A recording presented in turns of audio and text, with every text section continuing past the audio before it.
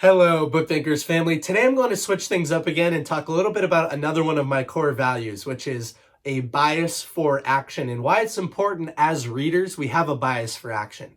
I'll start by going back a couple years. When I first got hooked on personal development books, I thought that simply reading those books was going to change my life. And in some part it did, but I was sort of missing the other half of the spectrum. See, reading is just part of education. The other part of education and learning is actual behavior change.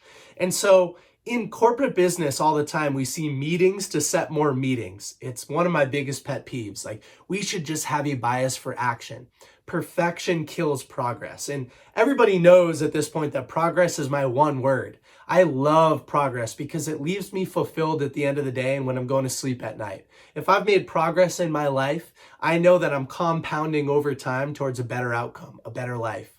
And so a bias for action means that when we read books, we look for ways to implement that information immediately.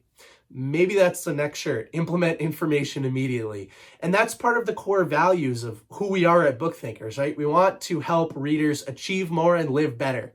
And that means that you need to act on the information that you're reading about.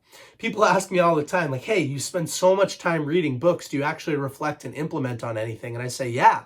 Like, there's 168 hours in a week or whatever the number is.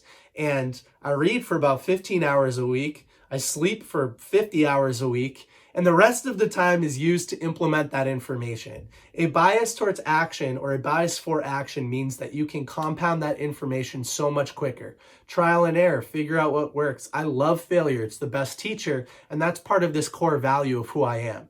So I'll talk a little bit more about this over the next couple of weeks. Maybe we'll do some actual webinars or videos on how I take notes, how I look to implement information, my accountability group that holds me accountable for this kind of stuff. But a bias for action and taking action immediately means that you will move the needle. You'll progress a little bit farther, and that's always better than standing still.